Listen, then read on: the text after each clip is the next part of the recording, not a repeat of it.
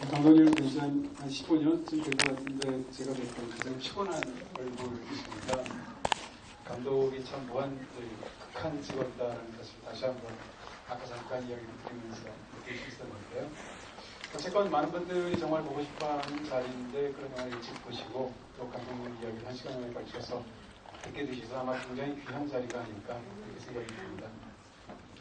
오늘 행사는 대략 한 1시간 정도 시간이 잡혀 있고요. 제가 한 40분 정도 이렇게 감독님께 저도 여쭤보고 싶은 게 너무 많아서 여쭤보고요. 그리고 나서 감독님 말씀 듣고 여러분들께서 직접 질문하실 수 있는 그런 시간을 드리도록 하겠습니다. 네, 일단 영화 자체가 워낙 큰 영화라서 기획 단계부터 좀 간단히 여쭤보고 싶은 말씀이 있는데요. 이 영화를 처음에 어떻게 기획을 하게 되셨습니까? 제가 직접 기획을 한 건 아니고요.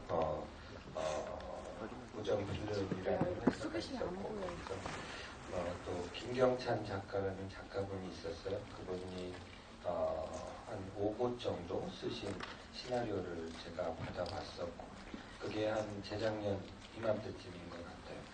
그때 받아보고,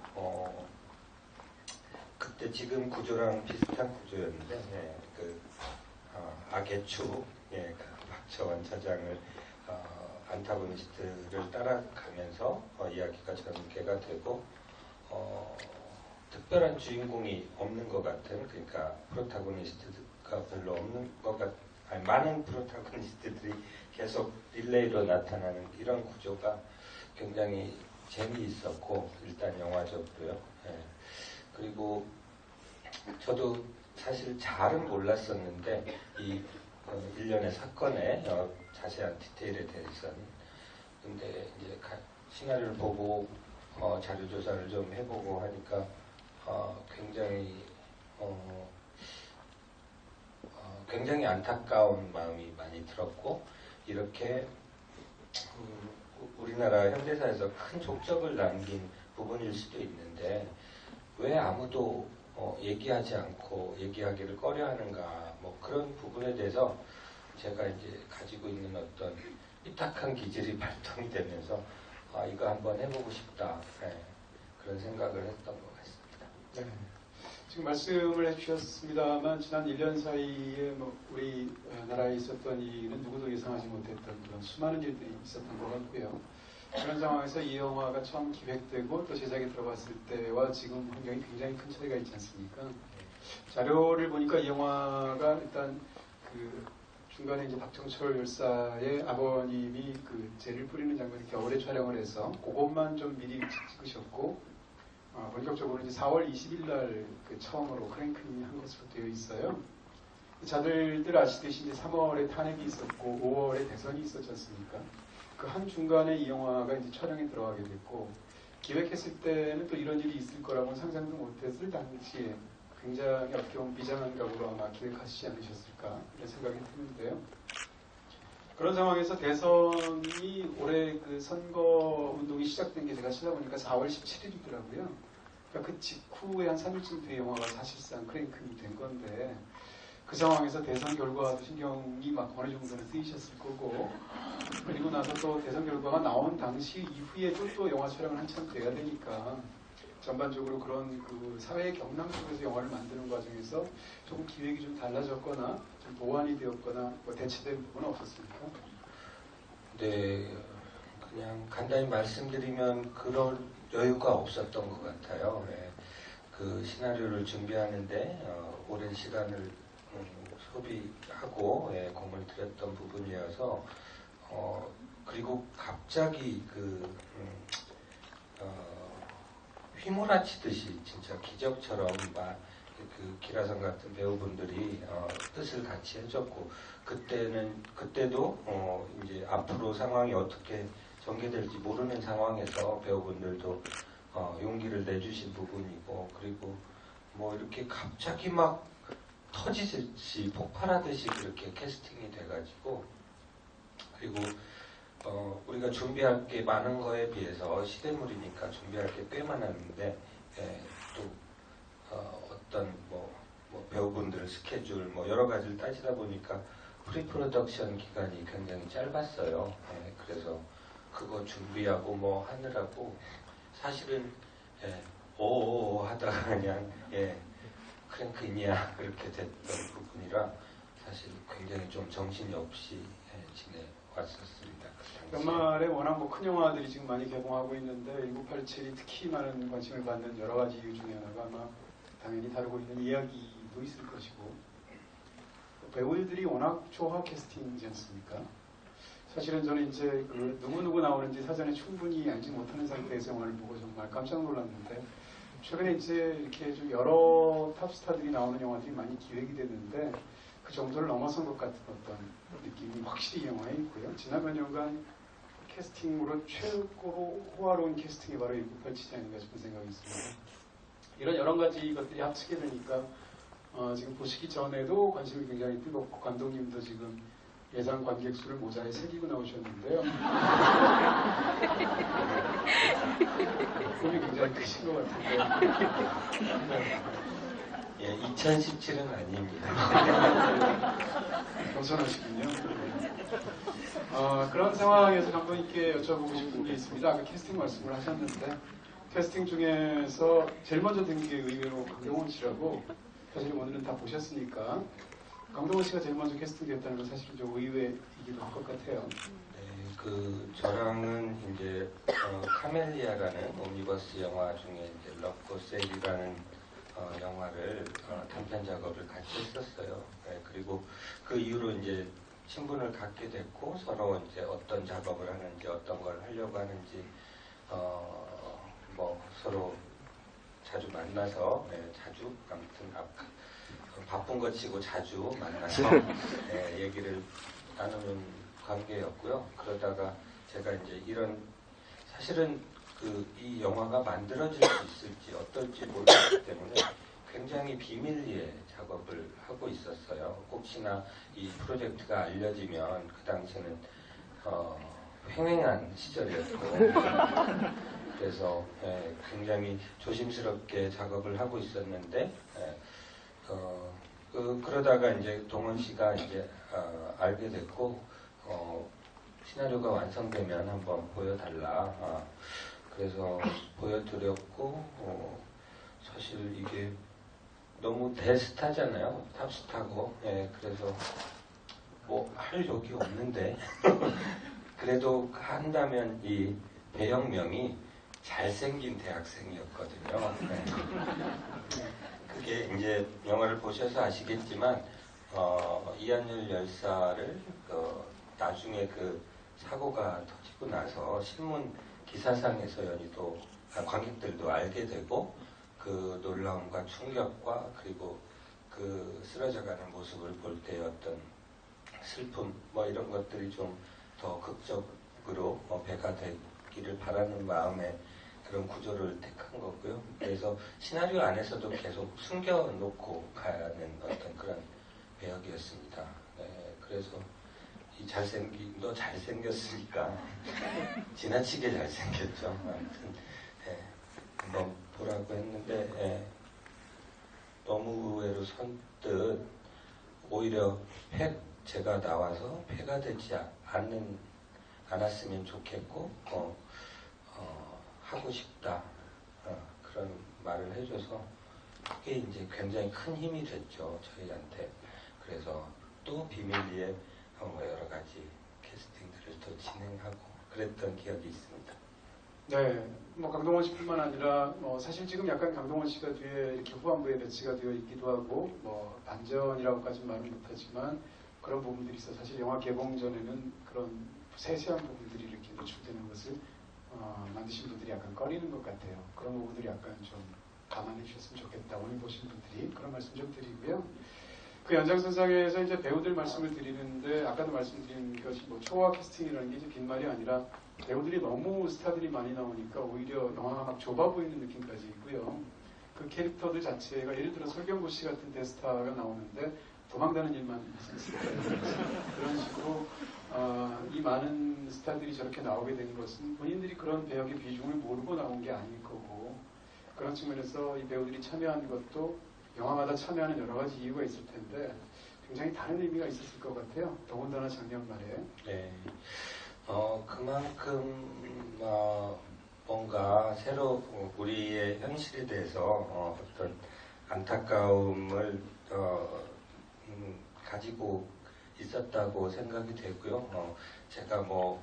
제가 잘나서라기보다는 이 이야기가 갖고 있는 어떤 힘, 의미, 그리고 시일성 이런 것들에 대해서 격려를 해주시는 차원에서 또 용기를 내주신 거 아닌가 그런 생각이 듭니다.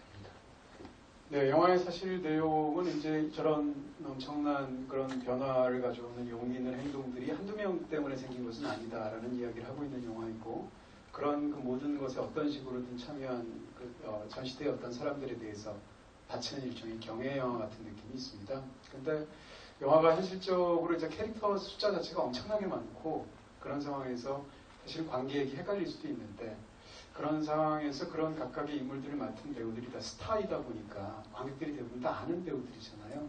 그래서 영화가 굉장히 잘 정리된 느낌도 있었거든요. 그런 면에서 캐스팅에 큰 도움을 받은 것 같은 느낌이 있는데요.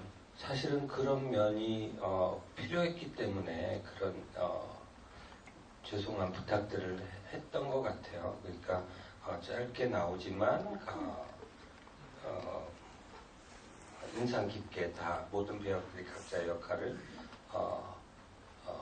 해내야 되고, 그리고 이게 한 명의 주인공이 아니다 보니까 이게 계속 주인공이 바뀌면서 가기 때문에 관객분들도 너무 낯선 인물들이 너무 많이 나오면 그러면 좀 이야기를 따라가는데도 많이 부담스럽지 않을까 그런 걱정도 많이 했어요. 그래서 이런 좀 그냥 많이 하는 멀티캐스팅이 아니라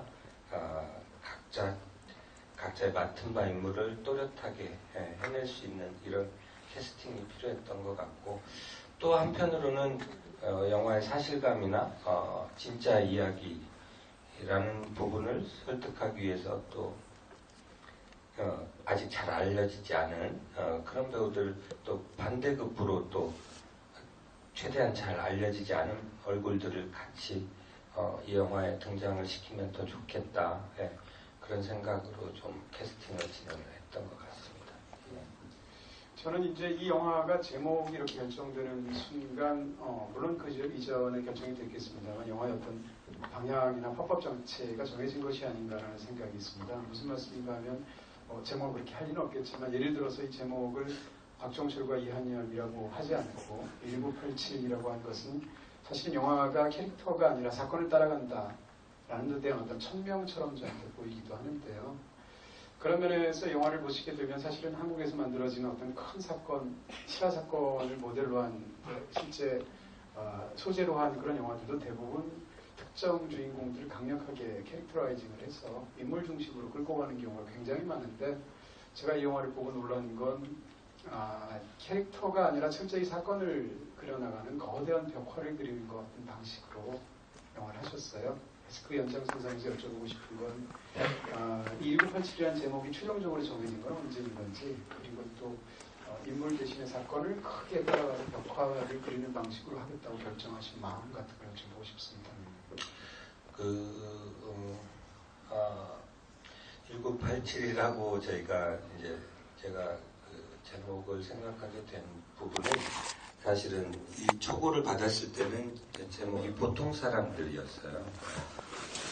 그것도 말씀하신 것처럼 메인 주인공을 놓고 가자는 게 아니라 보통 사람들의 얘기를 그려보겠다라는 뜻이었는데, 한참 시나리오 작업을 작가분하고 같이 하고 있는데 어느 날 보통 사람이라는 영화가 만들어지고 있고, 우리보다 일찍 만들어질 것 같다, 그런 얘기를 듣고, 그럼 다른 제목이 필요하다. 그래서 우리가 그 말씀하신 대로 이제 어떤 특정한 인물이라기보다는 이 시대와 공간 이런 것들이 주인공일 수도 있겠다. 그 모든 것들을 좀 담아보자는 의미에서 이제 1987이라는 그 연도수를 제목으로 내걸게 된 거고요. 그 다음이 뭐였지? 사건. 네네. 그거는 이제 좀 굉장히 제가 이 시나리오를 처음 보고 나서 굉장히 재밌게 본 부분이고 보통의 작법하고는 좀 다른 사실은 굉장히 낯설 수도 있는데 그런 부분들이 저한테는 흥미로운 부분이자 도전이었던 것 같아요. 그래서 계속 영화를 보다 보면 마지막에는 그 여기 나왔던 모든 사람들이 충분히 각인돼서 각자 역할을 한 주인공처럼 느껴지고 결국에는 그 광장에 나온 국민들이 이 영화의 주인공이구나라는 부분, 그리고 이렇게 객석에 앉아 계신 관객 여러분들이 내가 주인공일 수도 있겠구나라는 어떤 신비한 체험을 하실 수 있었으면 좋겠다라는 어떤 열망이 있었던 것 같습니다. 그래서 그 사건을 따라가면서 이 시대와 공간 이런 것들이 메인 캐릭터가 되는 그런 영화를 좀 만들어 보고 싶었습니다. 네, 어떤 한 편의 영화가 사회적으로 거대한 감동을 주거나 영향을 끼칠 수 있다는 것은 영화 안에서 잘 만드시니까 부분도 있겠지만 그 영화가 놓여진 어떤 위치하고는 관련이 있지 않겠나는 생각을 합니다. 사실은 올해가 이제 30년 된, 그러니까 87년도에 있었던 6월 항쟁이 30주년을 맞은 해이기도 하지만 또 국민들 기억에 지난 겨울에 있었던 어떤 그 광장에서 있었던 일들이 생생하게 기억하는 상황에서 이 영화가 굉장히 의미심장하게 저한테 보이는 측면이 있습니다. 일단 영화는 시작하자마자 그 이름 모를 한 대학생, 일단 영화 시작하면 그렇죠. 박종철 열사의 어떤 죽음으로 영화가 바로 시작해서 맨 마지막으로는 그 수많은 군중들을 내려다보면서 군중 속의 일부로 끝나게 되는데 가장 작게 구체적으로 시작해서 정말 넓게 끝나고 있지 않습니까? 그리고 또 말씀하신 것처럼 영화의 한 중반까지는 사건을 따라가느라고 관객 입장에서는 그 스피디한 전개에 정신없이 몰입을 해서 이 사건을 이해하게 되는데 김태리 씨가 나오게 되고 그리고 그 이후에 후반부를 보게 되면 이해를 하는 것이 아니라 사건에 참여하는 것 같은 그런 느낌을 받는 방식으로 영화를 만드셨습니다. 바로 그래서 아마 연희라는 캐릭터를 만드시지 않았을까 싶은데 연희라는 캐릭터만 허구의 인물인 거죠? 어떻습니까? 네, 완전하게 창조된 인물은 연희밖에 없습니다. 나머지 인물들은 그럼 다 어떤 식으로든 모델들이 다 있었던 거죠? 네, 실존 인물들이 있었던 부분이고요. 예를 들어 이제 교도관 한병령으로 나오는 유해진 씨가 역할을 맡았던 그런 분은 이제 사실은 실제 사건에서는 2명의 교도관이 활약을 했던 부분이에요. 한재동 교도관과 전병령 교도관이라는 두 분인데 그 두 분을 합쳐서 짧은 시간 안에 우리가 이야기를 효율적으로 해야 됐기 때문에 그런 식으로 좀 합치는 과정이 있었고 나머지는 다 진짜 실존했던 인물들을 토대로 만든 캐릭터들입니다. 허구의 인물로 영화 속에 이제 들어간 인물이 사실은 이 영화가 워낙 그 고증에 충실한 영화처럼 보이고요. 그 당시에 우리가 잘 알고 있던 특정한 말이라든지 수사 과정이라든지 혹은 그 반대 과정들 같은 것이 영화에 고스란히 들어간 것처럼 느껴집니다. 근데 그러다 보니까 연희라는 캐릭터의 허구성이 오히려 더, 그러니까 만든 캐릭터라는 느낌이 훨씬 더 크게 되는데요.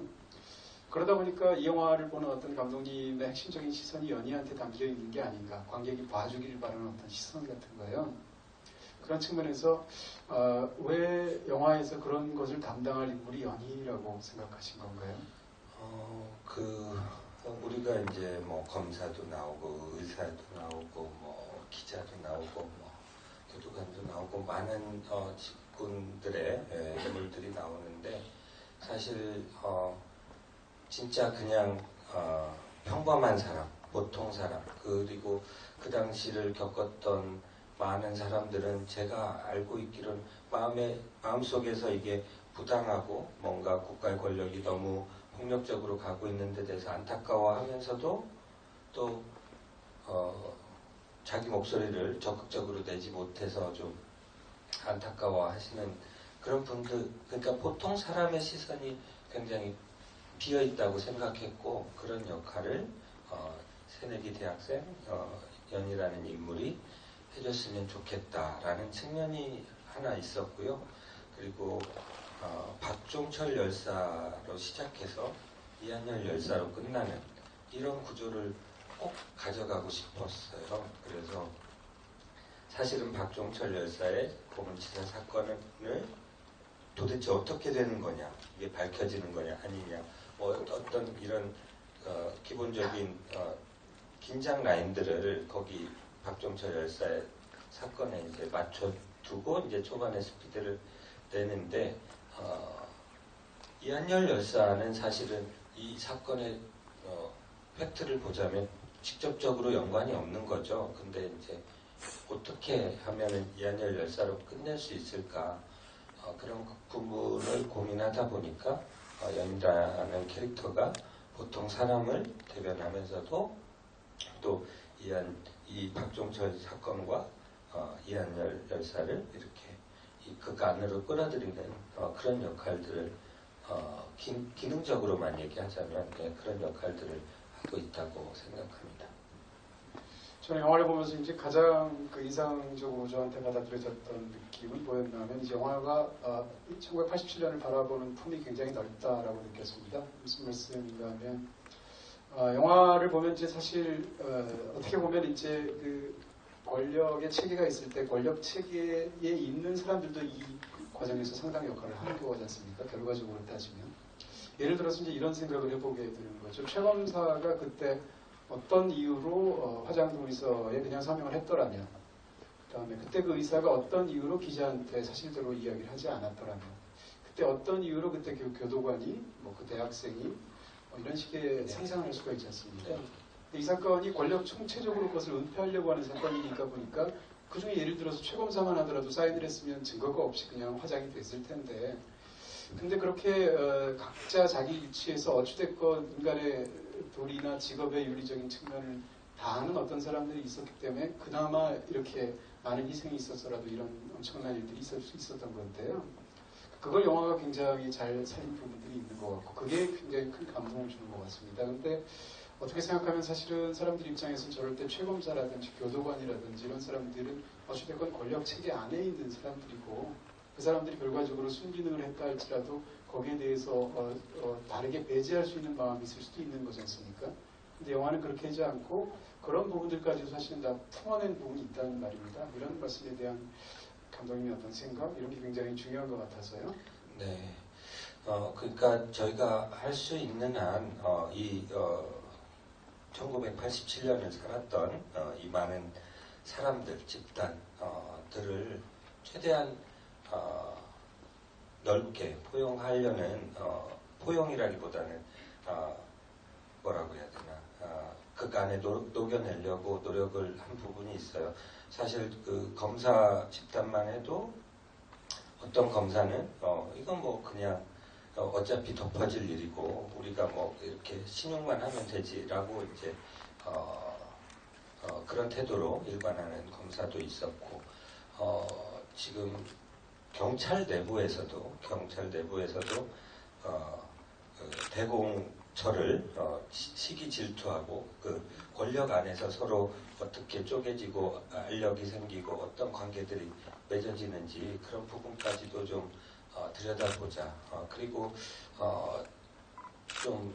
그 영화의 리듬을 찾다 보니까 지금은 빠진 씬이지만 기자 집단 내에서도 그렇게 멋있는 기자들만 있었던 게 아니라 어느 정도 신용을 하다가 이거는 덮하다가는 우리 신문사까지 폐간될 수 있다라는 입장으로 이제 방어하는 그런 기자들도 있었고요.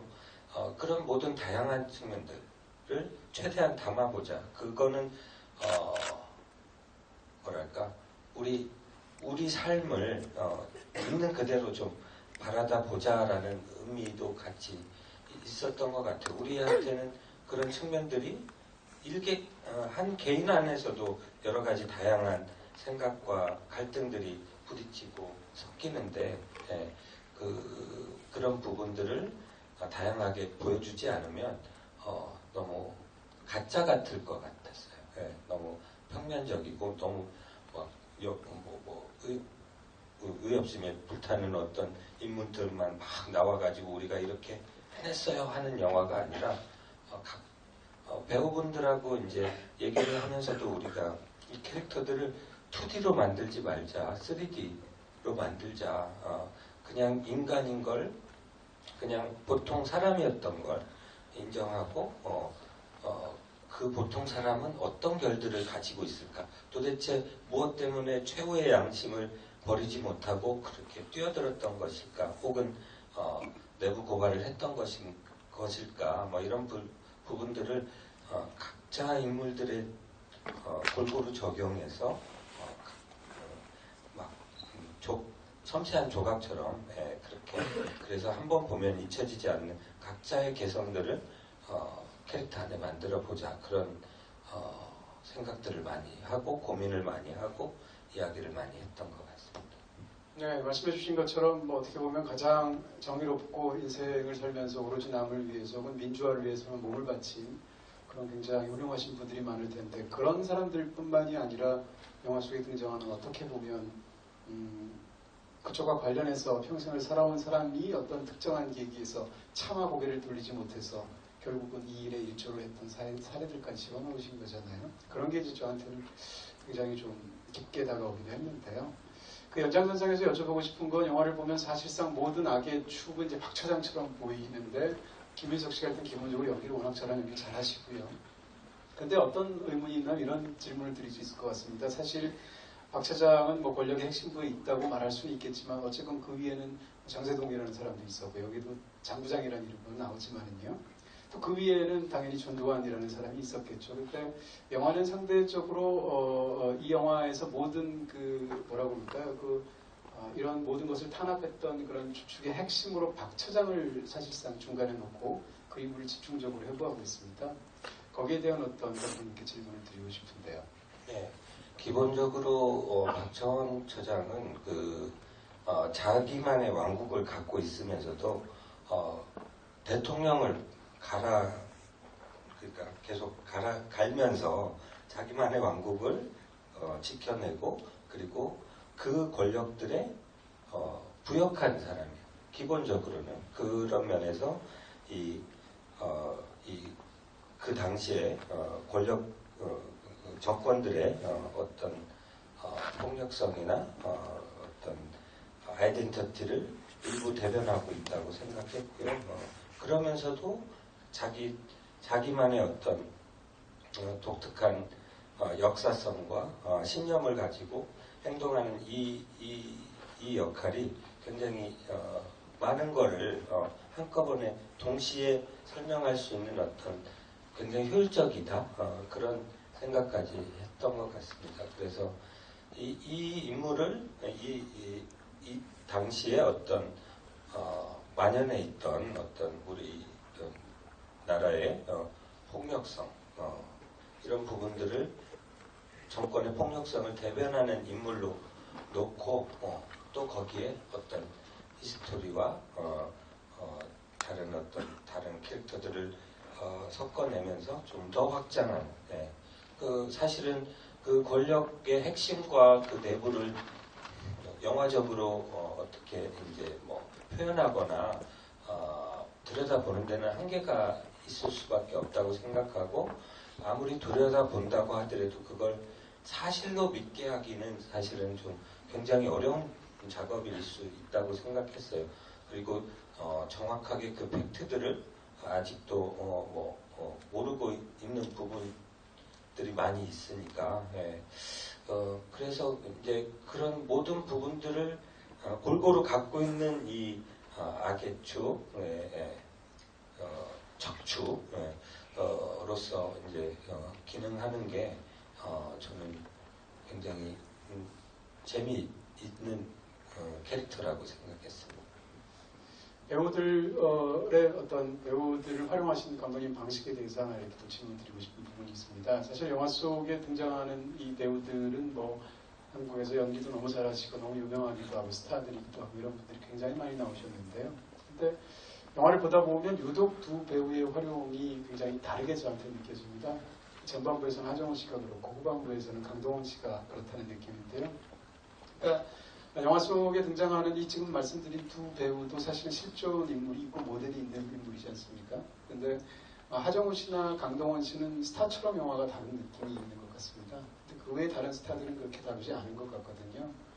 그러니까 전반부가 사실 워낙 숨가쁘고 스피디하고 영화 긴장감이 넘치는 관계에서 어느 정도 캐릭터라이징이 되어 있는 하정우가 연기하는 최검사를 우리가 보면 사실은 하정우 씨가 그런 연기를 워낙 잘하는 스타일의 배우이기도 하고 또 그 가운데서도 우리는 하정우의 어떤 연기를 즐기는 방식으로 영화를 보게 됩니다.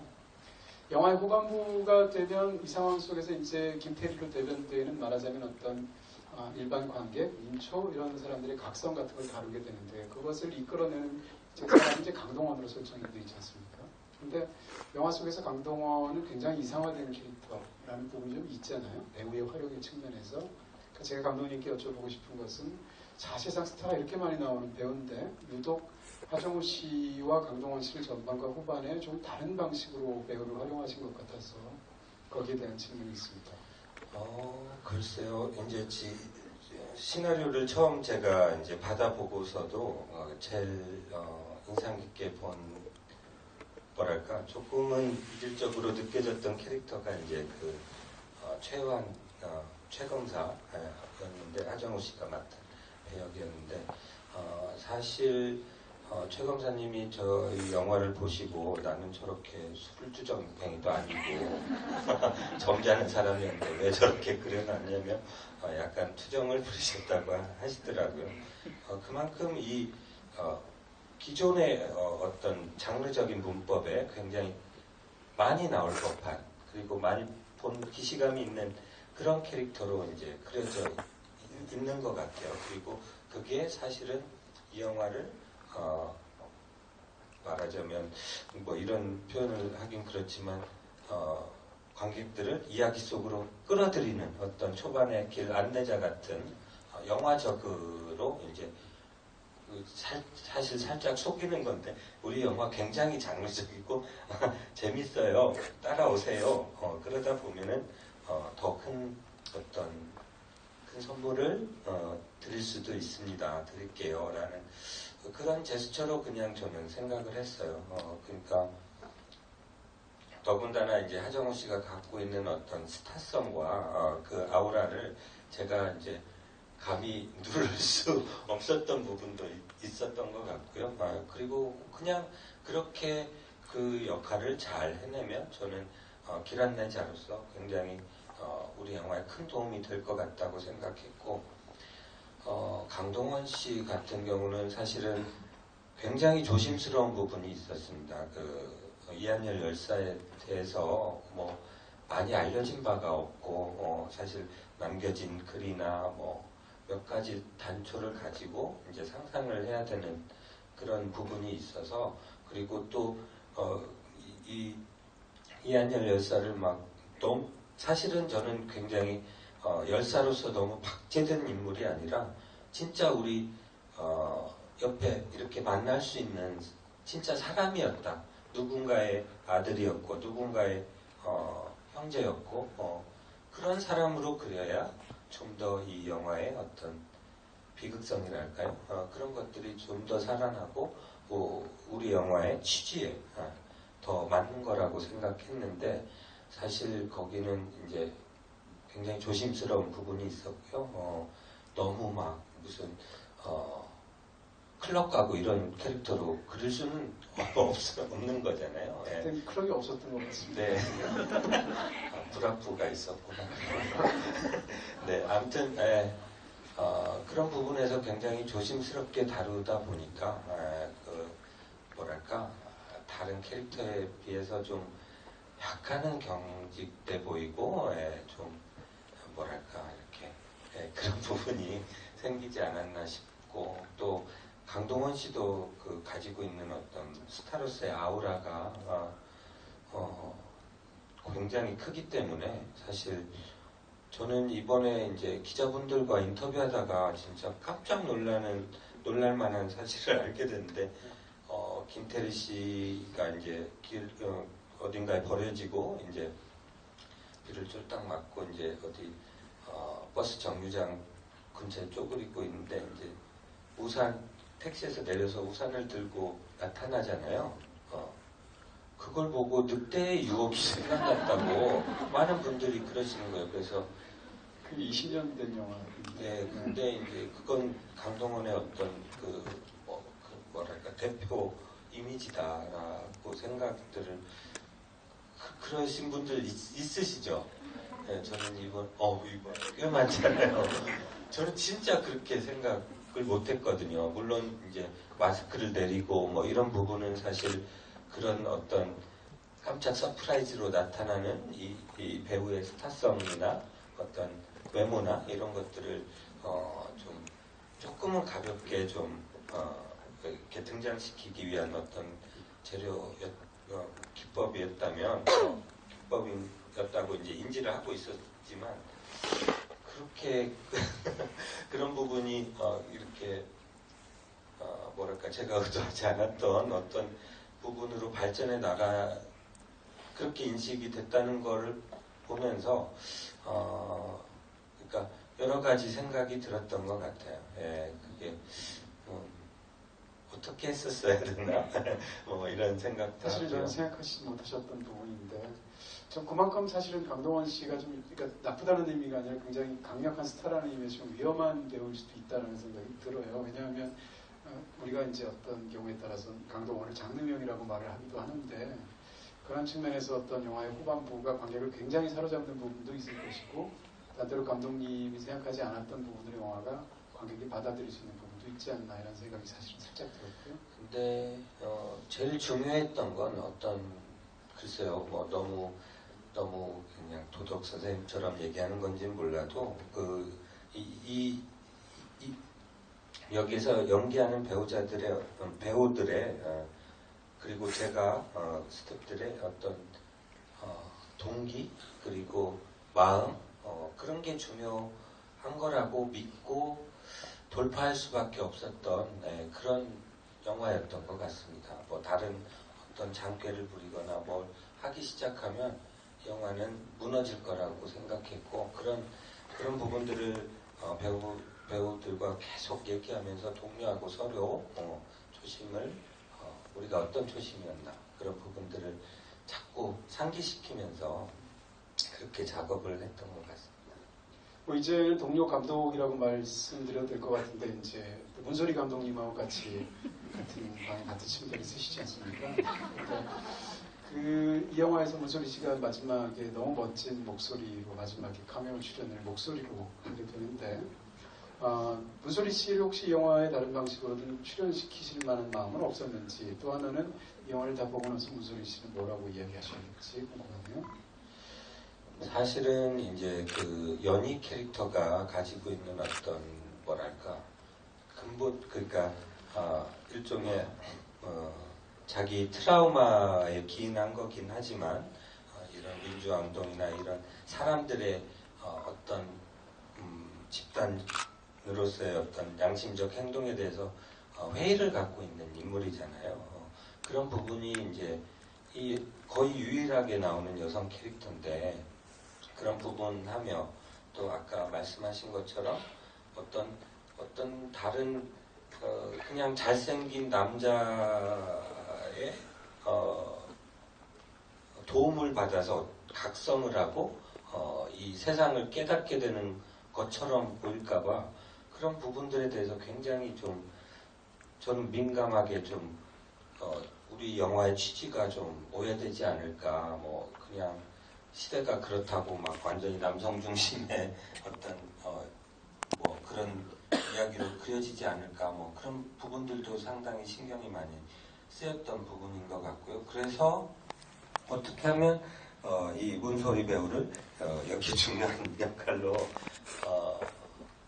넣어볼 수 없을까 많이 고민을 했는데 사실은 뭐 저기 우리 영화에 나오는 설경구 씨가 맡았던 김정남 역할을 그냥 여성 운동가로 좀 상정을 해볼까? 뭐 그렇게 과감하게 생각도 해보고 했는데 우리는 또 팩트가 또 굉장히 중요한 부분이고 그런 걸 최대한 보여주려고 노력하는 게 또 중요한 부분이라고 생각해서 결국에는 마지막 버스 위에서 목소리만 나오는 건 아니에요. 자세히 보시면 점으로 이렇게 저 버스 위에 서 있습니다. 전현기를 하셨군요. 네.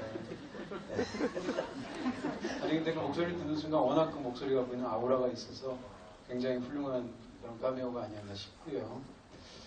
제가 너무 감독님을 많이 이렇게 여쭤보고 싶은 게 많아서 제가 너무 많이 혼자서 시간을 쓴 것 같습니다. 마지막으로 한 줄만 더 드리고 여러분께 마이크 드리도록 하겠습니다. 영화를 찍으시면서 그래도 완성되신 영화를 보면서 윌리엄 와일러처럼 우셨다고 제가 들었습니다.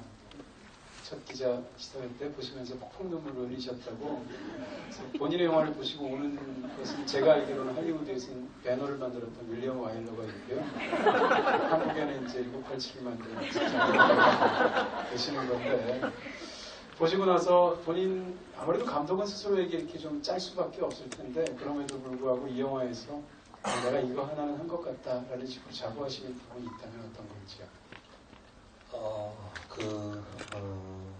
진짜 창피하고요. 근데 일단 왜 그러셨어요?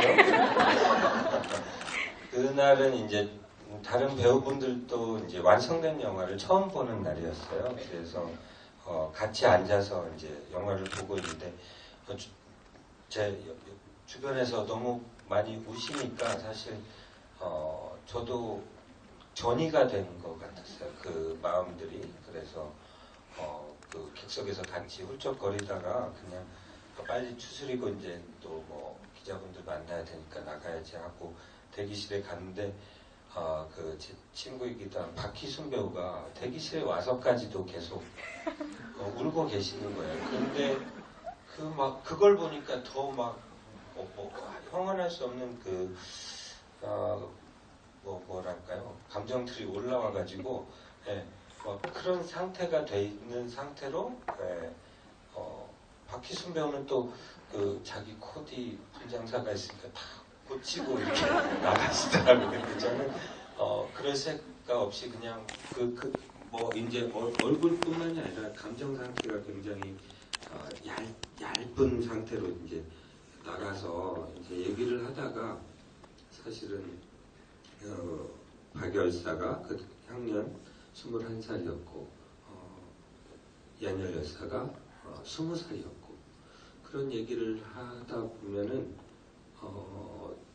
여러 가지, 그러니까 저도 이제 아빠가 되고 뭐 이러다 보니까 그 생태 같은 자식들을 그렇게 잃을 수밖에 없었던 그 부모님들, 그리고 가족들, 그리고 20살짜리 청년이 도대체 무슨 큰 그렇게 잘못을 했길래 국가의 권력에 의해서 그렇게 희생돼야 했던가. 사실 마지막에 우리 문익환 목사님께서 이제 열사야를 여러분의 사실은 22분의 열사를 외치신 부분을 굉장히 간추린 부분인데 그 박종철 이한열 열사 말고도 희생된 분들이 꽤 많이가 아니라 굉장히 많이 있고요. 알려지지 않은 희생까지 생각하면은 너무 그런 부분들이 굉장히 좀 안타깝게 느껴졌고 영화를 보면서도 사실은 이한열 열사 쓰러지는 장면, 그리고 박종철 열사 돌아가시는 장면, 사실 박종철 열사 돌아가신 장면은 새로, 그러니까 다른 느낌으로 지금 제가 원래 생각한 느낌으로 다시 이제 편집과 CG를 만져서 조금 다르게 보실 수도 있을 것 같은데요. 그런 부분들이 저한테는 굉장히 중요한 부분이었고, 그걸 목도하게 같이 그냥 보기 싫더라도 같이 보면서 같이 화내고 울어주자. 그런 부분은 뭐 흔히 국뽕 하는데 저는 그런 부분에서는 그냥 영화가 그 이상은 뭘 할 수 있겠나라는 어떤 그게 최고의 가치가 아닐까라고 생각할 정도로 그런 부분에 대해서는 제가 이제 많은 연민을 쏟아낸 그런 장면인 것 같습니다. 감독님 말씀 너무 감사드리고요. 지금부터 여기 마이크가 좀